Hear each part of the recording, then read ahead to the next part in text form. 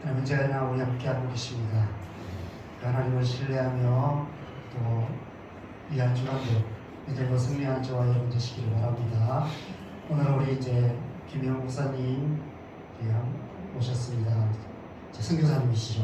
저랑 같이 남성교회에서 7년을 함께 사역했고 또 저와 같이 또 남성교회 나오면서 저는 개척교회로 나왔고 김영 목사님은 팔라완으로 선교사로 나가셨습니다.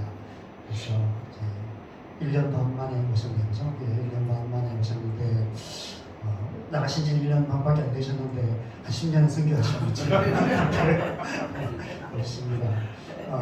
제가 아주 7년 동안 제 바로 옆자리에 늘 앉아서 함께 또 같이 사역하고 했는데 7년 동안 있으면서 참 저보다 나이가 한참 어리신데도 저 굉장히 존경하는 목사님입니다. 참 신실하신 목사님이셔서 너무 하나님 앞에서 신실하고 사람들 향해서 따뜻한 그런 마음을 갖고 계시는 귀한 사역자십니다. 그래서 제가 이렇게 카톡으로 가끔씩 연락을 주고받는데 한국 온다고 해서 제가 먼저 설교해달라고 제가 요청을 드렸습니다. 우리 김영 목사님이 오실 때 박수로 환영하고 있습니다.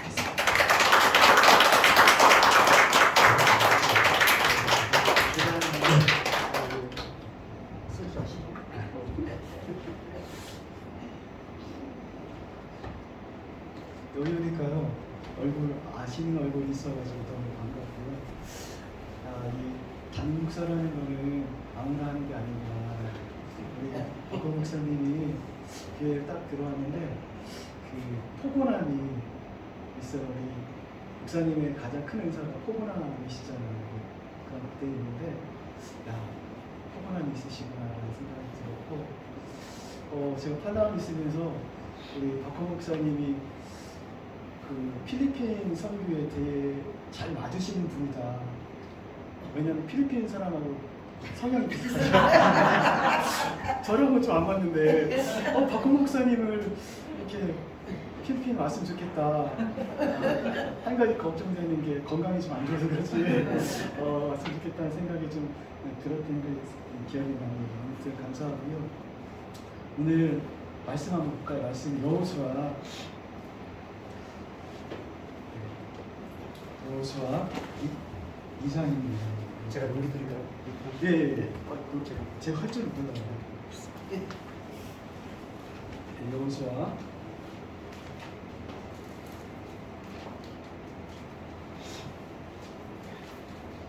2장 8절부터 11절까지 제가 한 절 읽고 여러분들이 한 절 읽는 시간 갖도록 하겠습니다. 또 그들이 늦기 전에 라합이 지붕에 올라가서 그들에게 이르러 말하되 여호와께서 이 땅을 너희에게 주신 줄을 내가 아노라. 우리가 너희를 심히 두려워하고 이 땅 주민들이 다 너희 앞에서 단단히 녹나니. 이는 너희가 애굽에서 나올 때에 여호와께서 너희 앞에서 홍해 물을 마르게 하신 일과 너희가 요단 저쪽에 있는 아모리 사람의 두와 시온과 오게에 행한 일을 곧 그들을 전멸시킨 일들을 우리가 들었으니이다. 우리가 듣자 곧 마음이 녹았고 너희로 말미암아 사라진 정신이 일어나니 너희의 하나님 여호와는 위로는 하늘에서도 아래로는 땅에서도 하나님이시니라. 아멘. 우리 오늘 본문이 여호수아인데요. 여호수아의 1장에 보면 어떤 사건이 되냐면 리더십이 바뀌어지는 사건이 바뀌어지는 사건이 나타납니다. 그리고 여호수아의 가장 여러 가지 주제 중에 가장 중요한 주제가 있다면 가나안 땅을 이제 들어가는 거예요. 그래서 지금까지 누가 이스라엘 민족을 인도했습니까? 모세라는 사람이 인도를 했는데 이 모세라는 사람이 참 탁월한 지도력을 가지고 40년 동안 인도를 잘 했습니다. 그런데 가나안 문턱에 딱 이렇게 도착을 했을 때 하나님께서 가지 말라고 이렇게 말씀을 하세요. 그래서 저는 이 모세를 보면서 예수님 다음으로 참 힘든 분이셨구나. 되게 뭐라고 하죠? 그런 분이셨구나 하는 생각이 좀 많이 들었습니다. 그런데 제가 이 모세를 생각하면서 신약 성경에 보면 무익한 종이라는 그 종의 자세가 나옵니다. 이 종이 하루 종일 밭에서 일을 해요. 그리고 저녁에 들어와가지고 또 주인을 또 섬겨요. 저희들 현대에 사는 우리들 같으면은 종이 하루 종일 좀 일했으면은 밤에 들어오면은 좀 쉬어라 이렇게 할 법도 한데 그렇지 않아요. 그대로 밥상도 받아먹고 그대로 종이 하는 것을 다 받는 것을 보게 됩니다. 여러분, 왜 주인이 하루 종일 일한 그 종에 대해서 그것을 다 받아먹으면서 그것을 하고 있는가?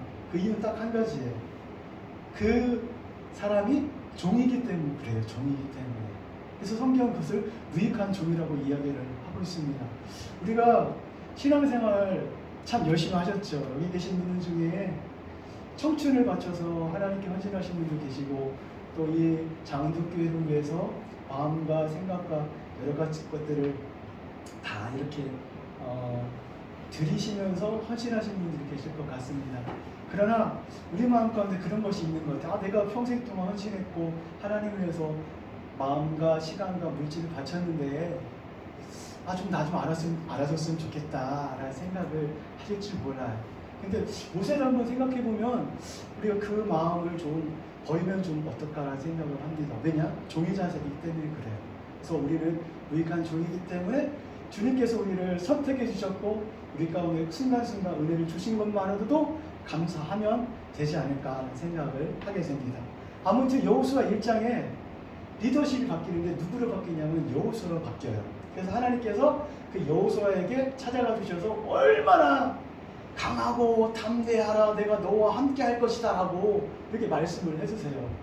그리고 2장에 어떤 사건이 나타나냐면 라합이라는 여자가 등장을 해요. 그리고 3장에는 어떤 사건이 나타나냐면 가나안 땅에 들어가요. 저는 이거 보면서 왜 2장의 사건이 문맥상을 보면은 안 들어가도 문맥이 흐트러지지 않는데 왜 이 라합 사건을 집어넣었을까?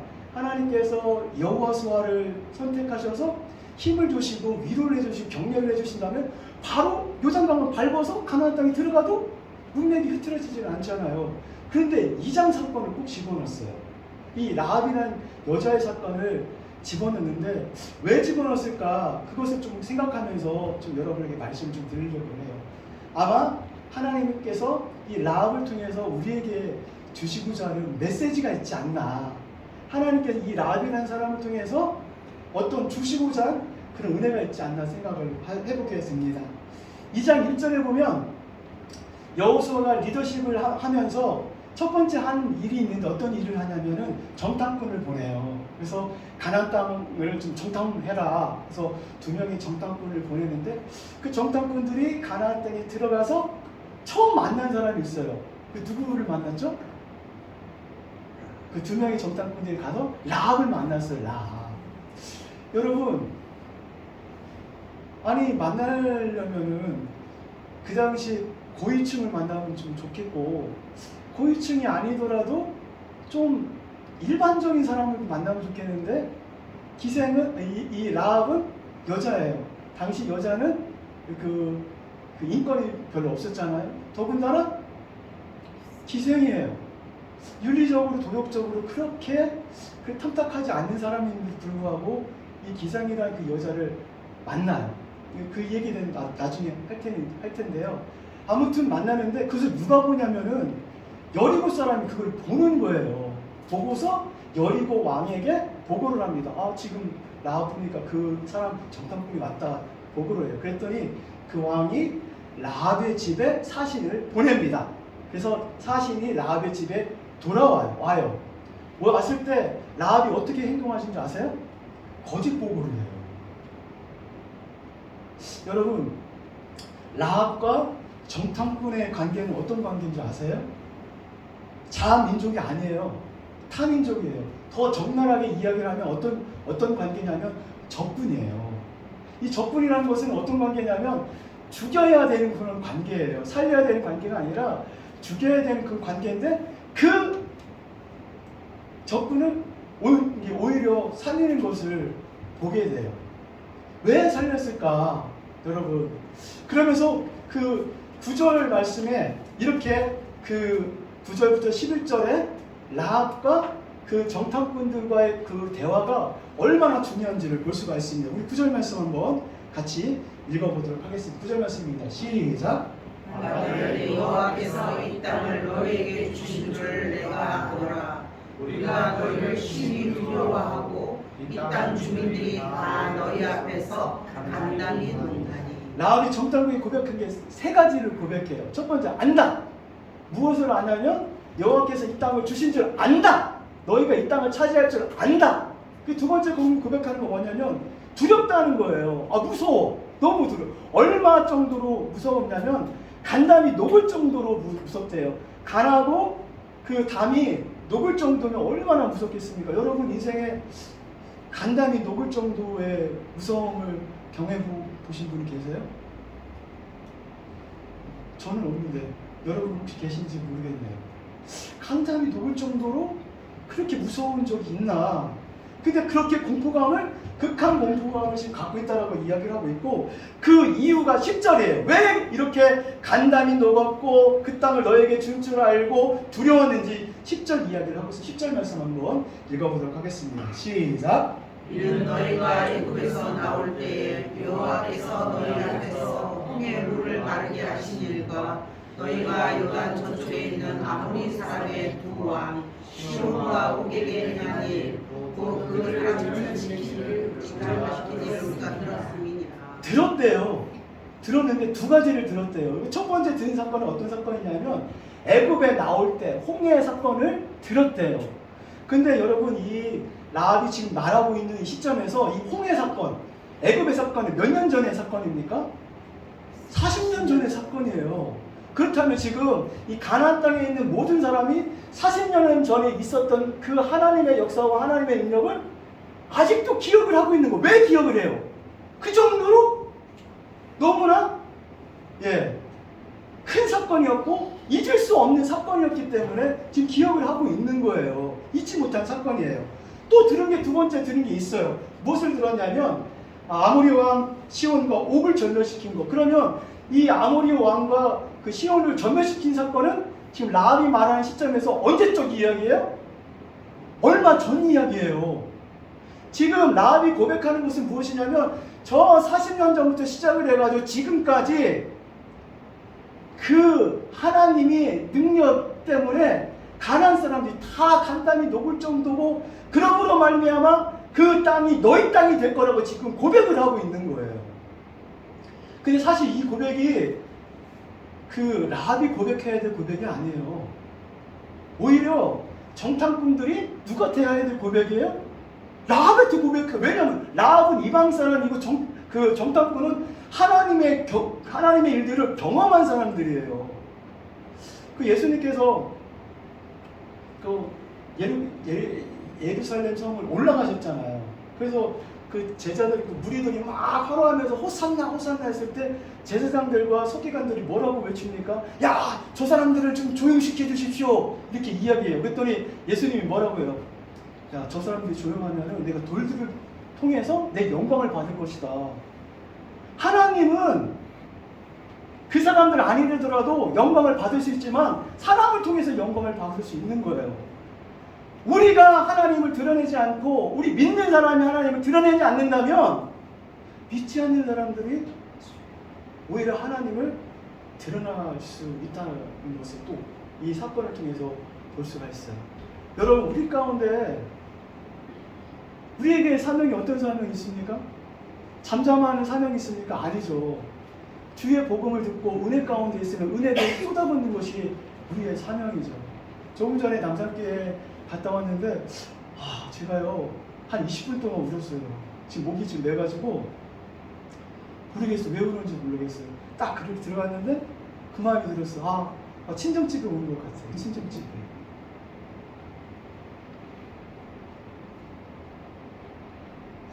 여기 자운동교회로 왔는데 제가 박광 목사님하고 7년 사역을 했기 때문에 목사님의 성품을 알아요.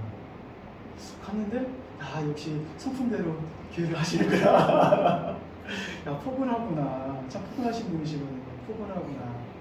또 그 포근함 가운데 하나님의 성령님 인도하시는구나. 은혜가 있구나. 또 우리 목사님이 성령님을 그대에게 그 성령 인도하심을 구하시는 분이기 때문에 그 인도하심 구하는 그 목사님 밑에서 우리 성도들이 성령님 인도함을 받고 있구나 하는 생각을 제가 많이 들었습니다. 그리고 최정점으로 올라가는 이 라합의 고백이 사건이 있는데 어디 고백이냐면은 11절에 있는 고백입니다. 11절에 있는 고백을 한번 다시 한번 또 읽어보도록 하겠습니다. 시작. 우리가 듣자 곧 마음이 녹았고 너희로 말미암아 사람이 정신을 잃었나니 너희의 하나님 여호와는 위로는 하늘에서도 아래로는 땅에서도 하나님이시니라. 아멘. 지금 이 고백은 어떤 고백이냐면 지금 2장 사건에서 가장 중요한 고백이에요. 라합이라는 여자가 지금 여호와에 대해서 어떻게 고백을 하고 있냐면 그 하나님은 하늘에서도 하나님이시고 땅에서도 하나님이고 그 이 온 우주를 통틀어서 그 능력의 하나님이시라는 것을 지금 이방 여자가 고백하고 있고 그 낮고 낮은 그 기생이라는 그 여자가 고백을 지금 하고 있는 거예요. 여러분, 여러분의 하나님은 어떤 분이세요? 여러분의 하나님은 능력의 하나님이세요? 여러분의 하나님은 지금 라합이 고백했던처럼 상천하지의 하나님이세요? 그 능력의 하나님이세요? 여러분의 전 인생 가운데 그 여러분을 이끄셨고 인도하셨던 그 능력의 하나님이 지금도 역사에서 여러분 가운데 살아계신 하나님으로 살아계신 그 하나님 것이 느껴지십니까? 여러분, 그 능력의 하나님을 경험한 사람은요, 그 능력의 하나님을 자랑하지 않을 수가 없어요. 그 능력의 하나님을 경험한 사람, 살아계신 그 하나님을 경험한 사람은 그 하나님을 또 경험하기 위해서 그 하나님께 순종하며 나가는 그런 모습을 볼 수가 있습니다. 여러분, 우리가 하나님을 위해 헌신하며 나가시는 그런 우리 자원통 교회 모든 성도 여러분 됐으면 좋겠습니다. 그래서 우리 영이 그 살아계신 하나님을 경험하고 그러므로 말미암아 그 살아계신 하나님이 우리를 통해 나타나고 우리를 통해 나타나면 어떤 현상이 발생되냐면 우리를 통해 타인이 다시 주님께 돌아오는 역사가 일어나요. 타인을 살리는 역사가 일어나요. 그 교회를 통해서 그 교회가 부흥하는 역사가 일어나요. 요즘 한국교회가 어렵죠. 특히 개척교회가 많이 어렵다고 하고 특별히 인구가 점점점 줄잖아요. 엄청나게 줍니다. 그래서 어떤 통계 자료에 보면 2050년 되면은 없어질 나라 1위가 한국이더라고요. 뭐죠? 주일학교 점점 없어지니까 얼마나 그 교회들이 어렵습니까? 교회가 미래가 없기 때문에. 근데 필리핀은요, 평균 연령이 25세예요. 필리핀 인구가 1억 2천 정도 됩니다. 근데 평균 연령이 25세고 한 가정당 아이가 평균이 3명이에요.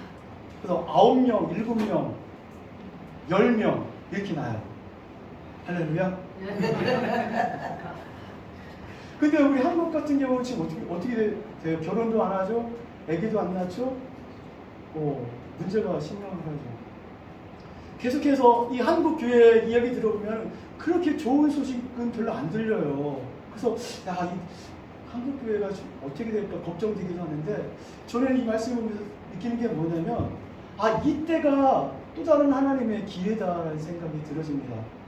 왜냐하면 지금 누군가는 어떤 사람을 찾고 있냐면은 하나님을 경험하고 만난 사람을 찾아요. 그냥 교회를 찾는 것이 아니라 하나님을 순수하게 만나고 하나님과 신실하게 교제를 하는 그 목회자를 찾고 있고 그런 성도들을 찾고 있어요. 저는 그거를 알고 있습니다. 여러분들 그거 믿습니까? 아멘. 그렇기 때문에 교회가 작고 교회가 성도가 몇 명 모이지 않는다, 그게 중요한 게 아니에요. 만약에 이 장흥동 교회 가운데 그런 사람이 있다면 저는 그 사람을 통해서 이 장흥동 교회에 사람들이 오고 그 사람을 통해서 하나님이 발견되어지고 그 사람 통해서 그 영이 살아날 줄 믿습니다. 아멘. 그런 거예요. 그래서 우리 목사님이 만약에 하나님과 진한 관계를 맺었고 그 관계를 가지고 여러분에게 설교하고 여러분과 그런 대화를 하면서 하나님을 알려주셨다면 분명 여러분 가운데 그런 그 목사님이 만난 하나님을 만났을 테고 그 하나님이 여러분을 통해서 증거가 됩니다. 아직도 많은 사람들이 그런 교인들을 찾아요. 그런 교회를 찾아요. 그런 목회자를 찾아요. 그렇기 때문에 소망이 있는 거예요. 비록 사람들은 인구 절벽이라고 이야기하고 지휘학교는 안 된다고 하고 개척교회는 안 된다고 할지 모르겠지만 아니에요. 찾아요. 그러면 중요한 거는 우리 가운데 끊임없이 무엇을 추구해야 됩니까? 하나님의 만남과 하나님의 역사, 살아계심을 체험해야 돼요. 그러면 소망이 있습니다. 한국교회 가운데. 그렇다면 다시 질문해보도록 하겠습니다. 왜 하나님께서 1장에서 바로 3장으로 넘어가서 가나안 땅을 밟으면 되는데 왜 라합 사건을 집어넣었을까? 그 이유가 무엇일까? 여러 가지가 이유가 있는데 저는 세 가지만 이야기를 하려고 해요. 첫 번째 이유는 무엇이냐면 하나님께서는 예나 지금이나 능력의 하나님이시라는 것을 당신 스스로가 알려주시는 거예요. 알려주시고 계세요. 40년 전에도 능력의 하나님이셨고 얼마 전에도 능력의 하나님이셨다면 앞으로도 능력의 하나님이야. 그렇기 때문에 그 하나님을 믿어야 돼 라고 말씀하시는 거예요. 여러분이 평생 가운데 능력의 하나님을 경험했다면 지금 현재 능력의 하나님을 경험했다면 앞으로도 아마 그 하나님을 아마 경험하게 될 것입니다. 그 능력의 하나님이 우리와 함께 해줄 줄 믿습니다. 그래서 그 능력의 하나님 가운데 끊임없이 순종해 나갈 때 하나님께서 여러분과 끊임없이 함께 해주세요. 함께 해주세요. 두 번째, 라합을 등장시킨 이유가 무엇이냐면요, 이스라엘 백성을 위로하고 격려하기 위해서 그래요. 왜냐하면 지금 이스라엘 백성들이 그 미래가 어떻게 될지 모르잖아요. 하나님께서 가나안 땅을 밟으라고 했지만 하나님을 경험을 했지만 그럼에도 불구하고 미래가 어떻게 될지 모르기 때문에 두려움이 있고 떨림이 있는 거예요. 근데 가나안 땅에 들어갔는데 라합이라는 여자가 하나님이 살아있다, 그 땅을 너희가 주실 것이라고 이야기했다면 얼마나 격려가 되겠습니까? 얼마나 확신이 되겠습니까? 사람이 움직일 때 하나님의 음성을 듣고 움직인 사람과 그냥 움직인 사람과 천지 차이예요. 확신을 갖고 움직이는 사람과 그렇지 않은 사람과 천지 차이예요. 하나님께서 여러분에게 순종을 요구하시는 게 있어요. 분명히 이 교회를 향해서 순종을 요구하시기도 하고 사회를 향해서 순종을 요구하시기도 하고 여러분의 가정을 순종을 요구하실 수도 있어요. 어떤 건지는 모르겠어요. 분명히 순종의 요구가 있을 겁니다. 근데 순종하기가 쉽지는 않아요. 아무리 하나님을 경험했다 할지라도 순종하는 게 어려워요. 왜 그래요? 순종의 사건은 미래적인 사건이기 때문에 미래는 다가오지 않기 때문에 그것이 될 것인지 안 될 것인지 걱정이 되기 때문에 그래요. 그래서 하나님께서 어떤 방법으로 확신을 주시냐면 하나님께서 나타나시고 하나님께서 말씀을 통해서 확신을 주시고 위로를 주십니다. 이 라합이라는 여자를 통해 이스라엘 민족이 확신을 얻었고 또 위로를 얻었고 격려를 얻었고 그래서 그 정탐꾼들이 그 여호수아에게 보고를 해서 3장의 사건이 이어지는 거예요. 그래서 하나님은 순종한 사람에게 확신을 주신다. 힘들지만 내가 순종하겠다고 마음을 먹는다면 그 사람에게 찾아가 주셔서 그 사람이 순종할 수 있는 동기와 힘을 분명히 주시는 분이시다 라는 것을 보여주십니다. 제가 팔라만을 가기 전에 한 1년 전에 부모님한테 말씀을 드렸어요. 그랬더니 저는 좀 늦게 드리면 좋겠다 싶어서 너무 충격을 받으실까봐 했더니 저희 아버님이 대뜸 뭐라고 하시냐면 왜 이거를 지금 알렸냐, 좀 더 전에 나도 마음의 준비를 해야 될 텐데 왜 이거를 알렸냐면서 거짓말 하시고 저희 아버지가 엄청나게 강하신 분이에요.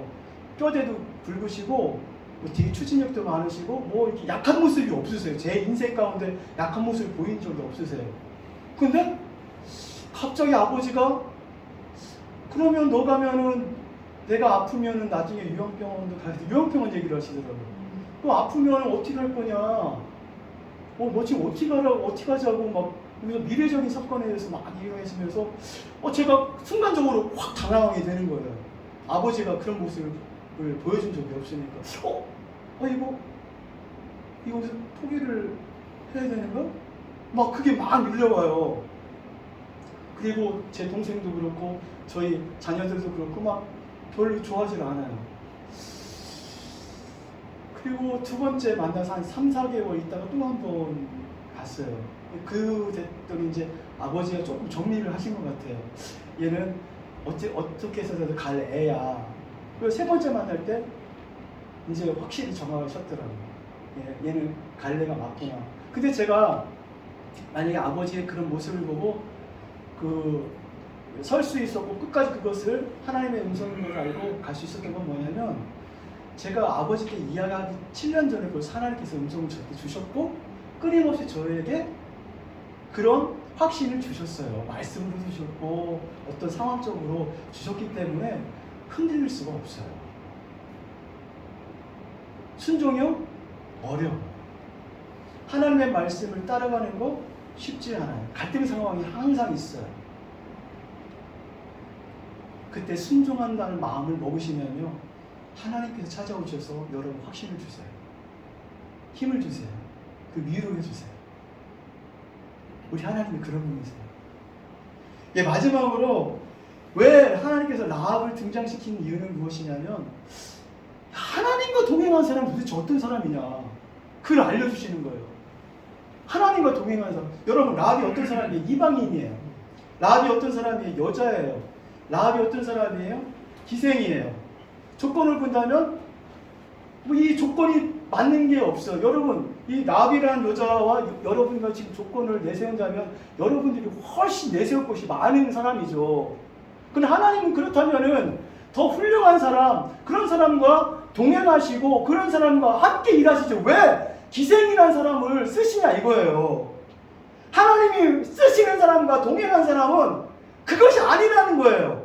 우리의 기준은 그 사람의 외적인 모습, 신체적인 모습, 배웠냐 안 배웠냐, 지식이 많냐 안 많으냐, 그 사람이 능력이 있느냐, 그것을 보지만 하나님은 그거 보는 게 아니에요. 하나님 보시는 게 뭘까요? 딱 한 가지 보셔요. 믿음이에요. 제 성경에서 계속 성경을 읽으면서 느낀 게 뭐냐면, 하나님은 절대 얼굴이나 능력을 보시는 분이 아니에요. 그 사무엘이 그 이새의 집에 가가지고 기름을 부으려고 했을 때 뭐라고 했어요? 첫째 아들이 갔는데, 아니다, 나는 무엇을 본다? 외모를 보는 게 아니라 중심을 본다고 했잖아요. 하나님은 중심이 뭐예요? 그 중심에 무엇이 들어있어요? 믿음이에요. 믿음.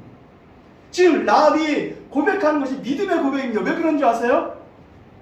그 사람은 정탐꾼들이 고백하지 않았던, 이스라엘 민족이 고백하지 않았던 그 고백을 고백했기 때문에 그렇고, 가난 모든 사람들이 다 간단히 녹았는데 그럼에도 불구하고 정탐꾼을 살리는 믿음의 행동을 했기 때문에 믿음의 사람이에요.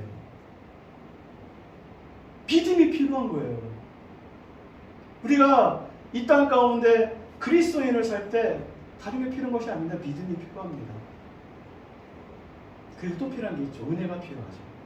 하나님께서 찾아오셔서 부어주시는 우리의 은혜, 그 은혜로 말미암아 생기는 믿음. 그래서 그 하나님께 순종하지 않을 수밖에 없는 그 믿음. 그리고 순종했더니 하나님을 경험하는 믿음. 그렇기 때문에 또 순종하고 싶은 믿음. 아마 우리 박홍 목사님께서 우리 교회 세우면서 그런 믿음이 있었을 것이라 생각이 되어져요. 이 시대에 개척교회 한다는 게 쉽지 않잖아요. 그러나 하나님의 부르심이 있었고 이곳에 자리가 있었고 그것으로 말미암아 또 하나님께서 하시고자 하는 일이 있었기 때문에 그 부름 따라 움직이는 거죠. 제가 팔라완을 갔는데요, 팔라완이 엄청 척박합니다. 만약에 이 정도로 척박한 거 제가 알았으면 안 갔을 거예요. 왜냐하면 먹을 게 없어요. 먹을 것도 없지, 물가는 비싸지, 그리고 필리핀 사람들이 한국 사람을 존경하지 않아요. 무시해요. 우리나라보다 못 사는데 불구하고 자존심이 되게 세요. 우리는 돈이 있지만 그래도 그 사람을 무시해요. 제가 따갈로로 이야기하면 영어로 대답하고, 영어로 대답하면 따갈로로 이게 그렇게 이야기하면 무시하는 거예요. 그게 한마디로. 그래서 선교사님들이 나이가 먹었는데 젊은 사람들이 이렇게 무시를 당하니까 이렇게 마음이 막 상처 있고 막 그래요. 그래서 어떤 분은 선교를 30년, 25년, 임천만 목사님 같은 경우는 25년 하셨는데 어떻게 그 옛날 차도 없었고 호롱불에서 선교를 했을까? 어떻게 선교했을까? 그분들이 어떻게 그 팔란 땅 왔을까요? 하나님이 주신 마음이죠. 뭐 다른 마음이 있었겠습니까? 지금 아직까지 말라리아가 있어요. 그래서 말라리아, 모기와의 전쟁이 항상 있어요. 그것도 감수해야 되죠? 먹을 거 없죠? 환경도 그렇게 좋지 않죠? 그분들이 너무 존경스러운 거예요.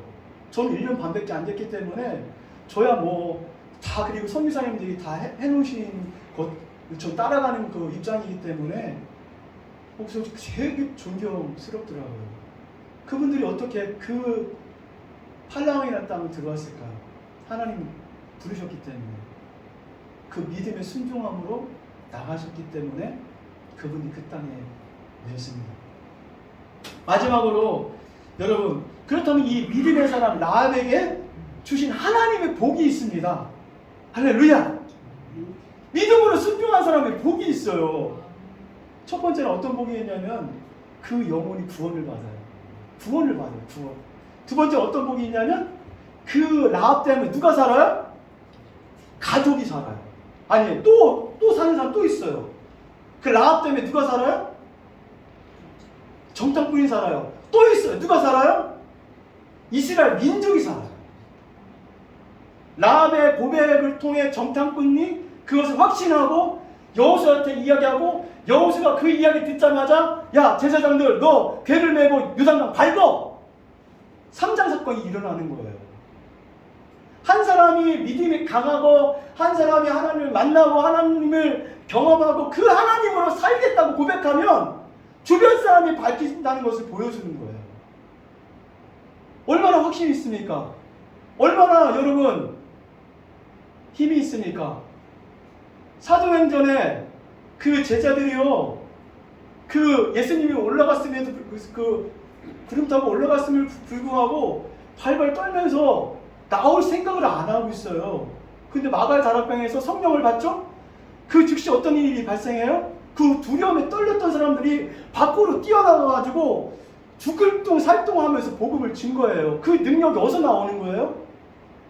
자기에서 나오는 게 아니라 성령의 능력이에요. 그러면서 그 사도행전에 2번 이런 말씀이 있습니다. 뭐라고 나오냐면 하나님의 말씀은 흥왕하였더라. 하나님의 말씀은 세력을 얻어서 흥왕하였더라. 믿음의 사람이 움직여서 순종하며 나가면 말씀이 흥왕해요. 말씀으로 분명히 우리 사도행전을 통해서 확신을 주셨습니다. 오늘 또 라합을 통해서 우리에게 확신을 주셨습니다. 믿음으로 움직이면 하나님이 함께 하십니다. 마지막으로 라합이 받은 복은 어떤 복이냐면 하나님께서 라합을 높여주셨습니다. 라합이 히브리서 12장에 보면은 믿음장이라고 하는데 그 믿음의 그 기술 가운데 라합이 나와요. 그리고 또 어디 나와요? 예수님의 족보에 라합이라는 여자가 나와요. 만약 예수님의 족보에 제 이름이 나오면 엄청 영광스러울 것 같아요. 여러분의 예수님의 족보나 그런 믿음의 장에 여러분의 이름이 나오면 얼마나 좋을까요? 그러면 과거에도 영광을 받았고 현재도 영광을 받았다면 예수님이 재림까지 지금 라합은 영광을 받는 거예요. 라합이 어떤 사람인데? 믿음의 사람이었기 때문에 믿음을 알고 순종하면서 하나님을 경험했기 때문에 그 라합이라는 사람을 하나님께 높여주실 수 있습니다. 할렐루야! 아멘. 우리 장은동 교회 가운데 그 믿음의 사람들이 일어나서 여러분을 통해 하나님 발견되어지고 여러분을 통해 그 사람들이 교회에 들어오고 여러분을 통해 공동체가 살아나고 더 크게 여러분을 통해서 이 민족을 살리는 그런 교회로 쓰임받기에 주님의 이름으로 축원을 드립니다. 아멘. 이어서 시간 많이 됐나요? 어떻게 빠지세요? 네, 필리핀 선교 부분인데 사실 이제 선교는 제가 선교한 것이 아니기 때문에 선교 보고는 조금 그래요. 아무튼 그렇습니다. 제가 1년 반 동안 했던 거 우선 필리핀 국기가 이렇고요. 인구가 1억 2천이라 세계 12위 정도 됩니다. 저희는 4,500명이잖아요. 이렇죠. 엄청나게 많아요. 그리고 경제 상황은 3,600불, 저희가 36,000불, 약 10배 정도 차이 나요. 그래서 필리핀 그 노동자 일일 임금이 7,500원이에요. 우리나라 돈으로 7,500원. 커피값은 얼마냐면은 커피값이 3,500원. 커피는 3,500원인데 1인 저기가 7,500원이에요. 그래서 어떻게 사는지 모르겠어요. 일은 살아요. 아무튼 살긴 살아요.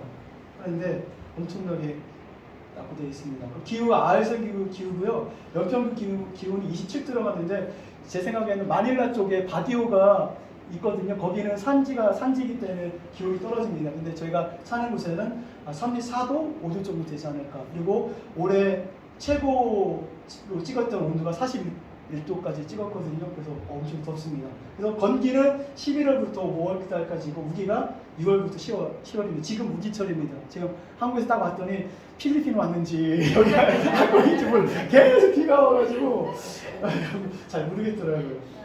그 인종은 엄청나게 다양합니다. 엄청나게 다양해요. 그리고 인종이 다양한 만큼 언어가 엄청나게 다양해요.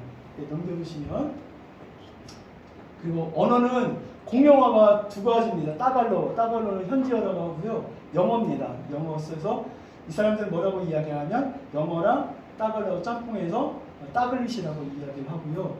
111개 이상의 방언이 존재를 한다고 합니다.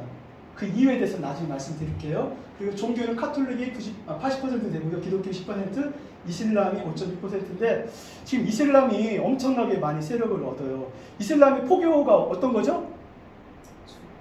이슬람의 포교. 다산이에요, 다산. 거기에는 일부 닫혀져 있기 때문에 엄청나게 많이 낳고 지금 팔라완도 저 아래쪽은 무슬림이 자리를 잡고 있고요. 저희가 여행 금지 구역입니다. 그쪽. 근데 그 사람들이 점점 올라와요. 지금 어디까지 올라왔냐면 3분의 2 지점까지 올라왔어요. 그리고 저희도 지금 시내권에 살고 있는데 히잡 쓴 그 여자분들 너무 많이 봐요. 완전 히잡이 여기만 보여요. 여기만. 그 정도 되면 엄청나게 되게 신실한 무슬림이라는 거거든요. 1, 2년 사이에 더 많아지는 것 같아요. 엄청나게 이슬람이 많이 올라왔습니다. 그리고 필리핀 역사가 325년 동안 스페인의 통치를 받았습니다. 그래서 스페인이 통치할 때 카톨릭이 들어와서 80%된 거고요. 근데 스페인 통치 때는 제국주의 시대이기 때문에 철권 통치를 했어요. 그래서 이 사람들이 스페인 언어를 안 알려줬어요. 제가 찾아보니까 전 세계적으로 가장 언어 1위가 스페인어더라고요. 스페인 지배를 많이 했는데 그래서 이 사람들이 스페인어를 안 알려줬어요. 알려주면 이렇게 저항을 한다고 해서 안 알려줘서 325년. 그리고 미국하고 스페인이 싸우면서 영토를 미국이 차지하면서 48년간 이렇게 다스렸습니다. 근데 아까 말씀드렸던 것처럼 11개의 방언 있잖아요. 이거를 통합을 하고 싶은데 통합이 안 되는 거예요. 그래서 미국이 했던 일이 뭐냐면 영어를 이 친구들한테 알려줬어요. 그래서 이 친구들이 지금 따갈로어랑 영어랑 같이 쓰면서 이 영어 때문에 사실 이 필리핀이 존재하는 나라예요. 필리핀은 제조업이 없습니다. 삼성도 들어갔다가 문을 닫고 나왔습니다. 그럼 뭐 먹고 사냐?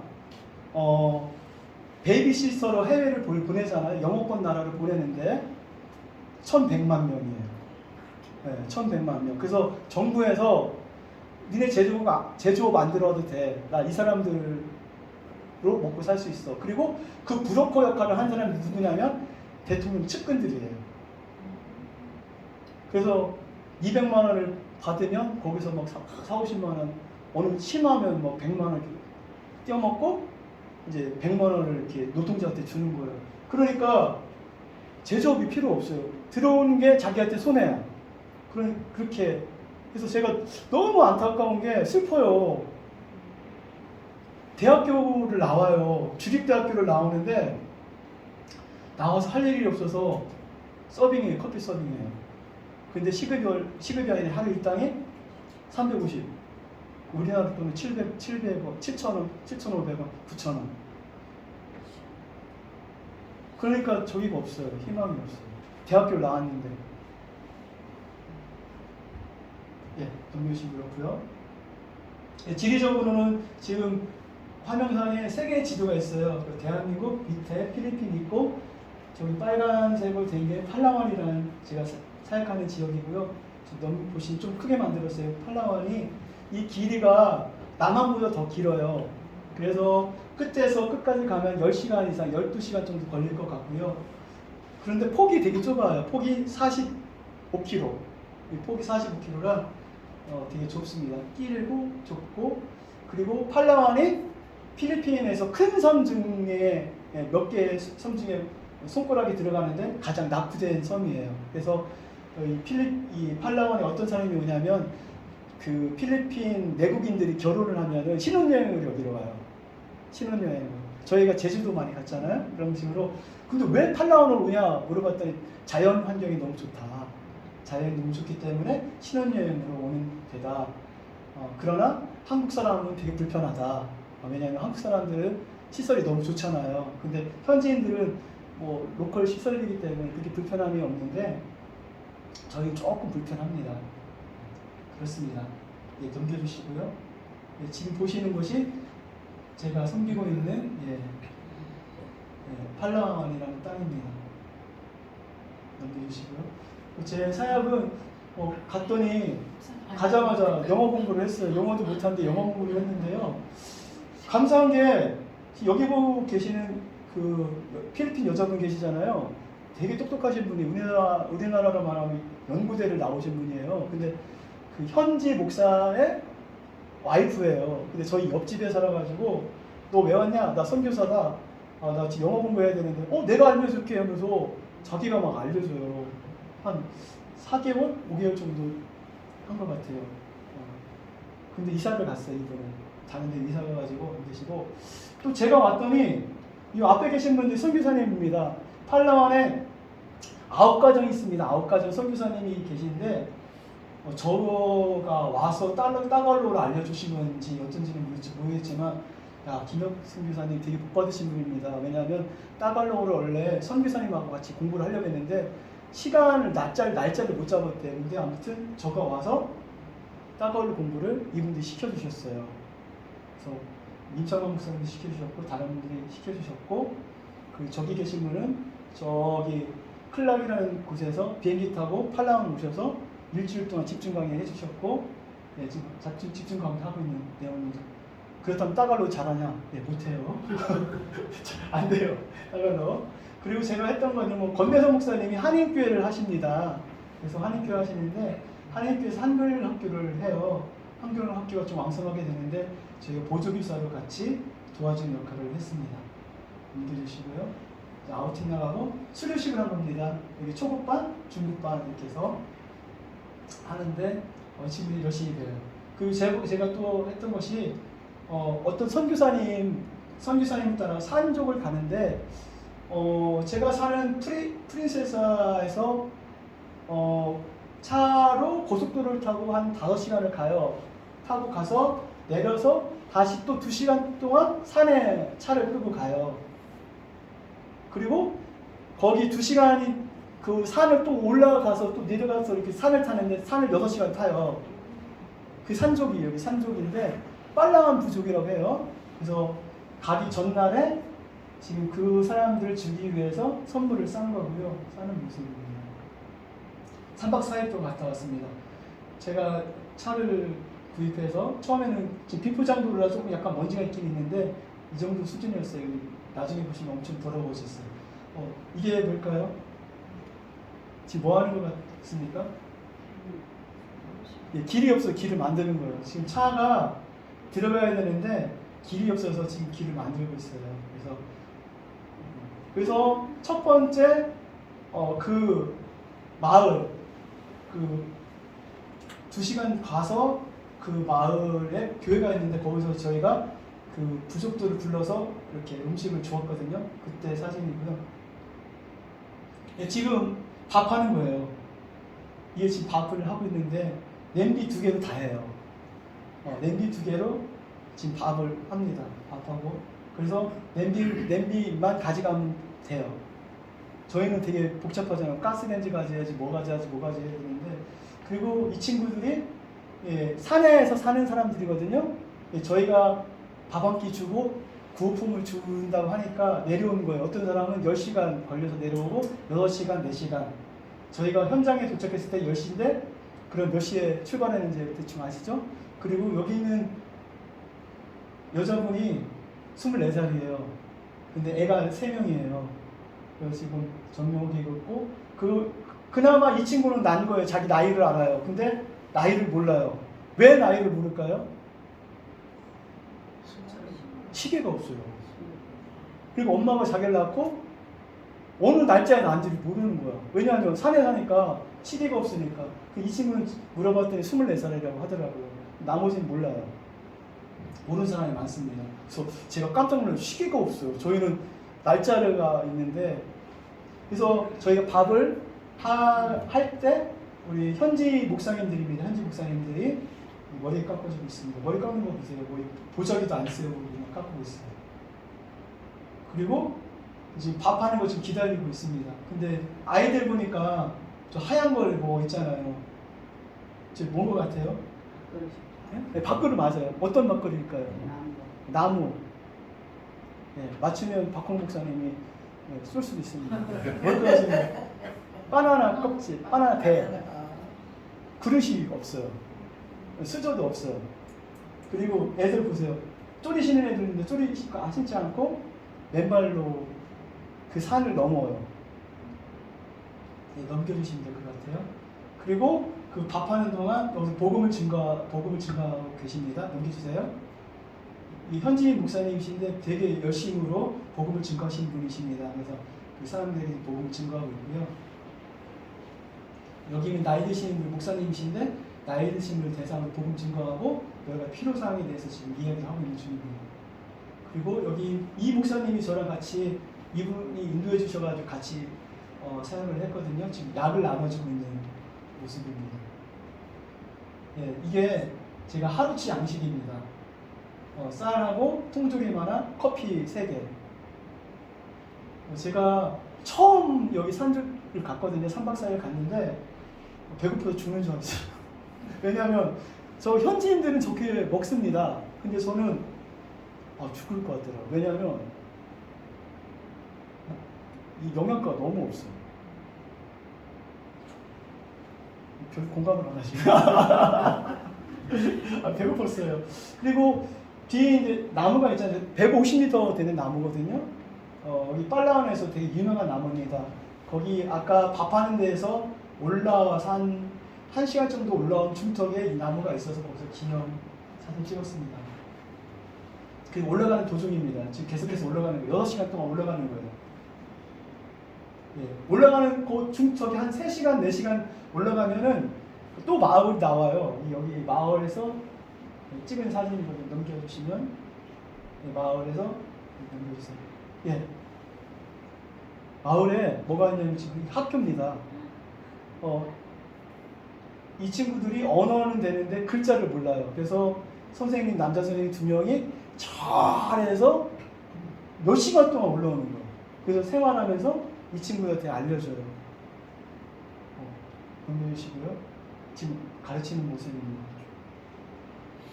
그리고 한 5시간을 넘어서 또 내려가요. 내려가서 저희가 또 여기서 하룻밤을 잤는데 한국에 있는 교회에서 이 건물을 져줬습니다. 그래서 유럽 친구들이 많이 이 산을 많이 탄다고 하더라고요. 그래서 이렇게 쉴 수 있는 장소를 2층으로 만들었습니다.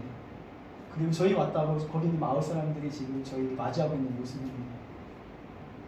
저희가 와서 그분들에게 구호품을 좀 주는데 NGO 단체에서 주는 이렇게 우유도 들어가고 약간 뭐라고 해야 되나 미숫가루 비슷한 거 이렇게 끓여가지고 그거 지금 주고 있어요.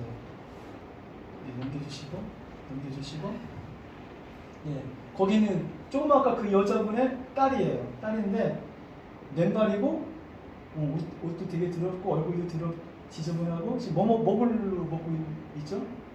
나무 이런 대로 먹는 거예요. 수저가 없어요. 그리고 접시가 있는데 플라스틱인데 완전 비껴져가지고 그런 거 해요. 넘기시고 저도 그릇이 없어가지고 코코넛 반 잘라가지고 이렇게 먹었습니다. 거기 갔더니 이 친구 두 명이 세례를 받고 싶다고 해서 저랑 아까 그 선교사님이 같이 세례를 했고요. 가운데 파란 옷 입은 친구가 신학을 하고 싶다고 했습니다. 그래서 이 친구를 시내로 불러들여서 신학을 한 다음에 다시 재파송, 여기 현지 재파송을 하면 이 친구들은 여기 살았기 때문에 살 수 있을 것 같아요. 예, 저는 여기 가면 안 돼요. 죽어. 되게 힘들어요. 아무튼 그렇고 이게 고구마입니다. 고구마. 또 생각이 안 나요, 이 단어가. 그리고 이 산족 사람들이 산족 이름이 뭐냐면 따오바토인데, 따오가 사람이라는 것이고 바토가 동굴이라는 뜻이, 바위라는 뜻이에요. 우기 때는 저서부터 여기 한 20m, 25m 됩니다. 그 동굴에서 삽니다. 우기 때는 그 동굴 갔다 왔고, 현지인 여자 아이들을 보면 신발 한번 전사 사진 한번 넘겨주시면 신발이 없어요. 근데 잘 놀아요. 저거 이렇게 하고 막 뛰어다니는 거예요. 거기에 어떤 친구가 발이 근육이 점점 굳어지는 그런 병이 있어서 현지인 목사님이 기도를 해주시고 있습니다. 그리고 중간에 내려오다가 제가 현지인 그 살고 있는 사람하고 이렇게 사진을 찍었는데 제일 오른쪽에 있는 분이 그 가장입니다. 이게 2월달에 찍은 사진이거든요. 그래서 제가 6월달 또 한 번 갔다 왔어요. 저분을 또 만났어요. 근데 복장이 똑같아요. 그 옷이 없어요. 옷이. 넘겨주시고. 아까가 처음 출발할 때 사진이었는데 뒤에 마지막 사진이거든요. 갔다 와서 사진인데 되게 더럽죠. 먼지도 많고. 이 친구들이 차를 본 적이 없는 거예요. 그래서 먼지가 많으니까 한 사람이 다 긁고 가고 여기다가 그림을 그려요. 그 어떤 선교사님 새 차를 뽑아서 여기를 사역을 갔는데 먼지가 새까맣게 묻은 거예요. 그래서 아이들이 막 그림을 그렸어. 그것도 모자라가지고 돌멩이를 들어서 그림을 그렸어요. 차에다가. 그래서 차가 싹 이렇게 했다고 하더라고요. 저는 그 정도는 아니었는데 아무튼 그랬습니다. 그리고 제가 또 사역하는 것이 설교 사역. 여기는 영어 설교, 가운데는 한인 설교. 권대성 목사님이 여기 한국에 오셨을 때 한인 설교를 일주 정도 했고요. 여기는 다른 목사님이 현지인 분들 대상으로 사역을 하시는데 훈련이 있어서 들어오시는 바람에 제가 한 4개월 정도 이렇게 영어로 설교를 했습니다. 문제는 제가 영어를 하면서 나도 못 알아듣고 그 사람도 못 알아듣고 그래서 아무튼 그랬는데 그랬습니다. 훈련차 했습니다. 기도 제목 있다면 제가 올해 2년 차이고 언어를 공부를 하다 보니까요. 언어가 빨리 안 늘어요. 나이도 있고. 그래도 언어를 극복을 해야 되겠다. 왜냐하면 현지 선교사님들이 제일 먼저 이야기하시는 것이 사역할 생각하지 마. 언어해. 왜냐하면 장기적으로 보면 그게 맞아요.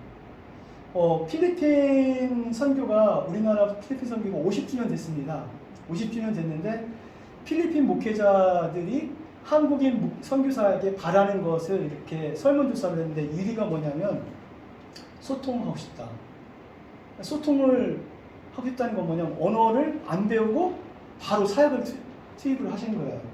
그래서 아무튼 무조건 언어 공부해라 이렇게 말씀을 하시더라고요.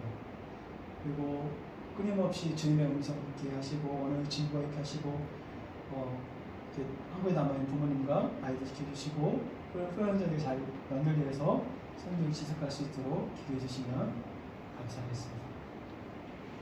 네, 이상이고요. 아무튼 담임 목사님 이하 우리 성도님들께서 이렇게 또 예배 자리 가운데 또 설교자로 성기부할 수 있도록 세워주신 거 감사드립니다. 그리고 물질을 후원해 주시고 마음 써주신 거 이 자리를 빌대서 감사를 드립니다. 감사합니다.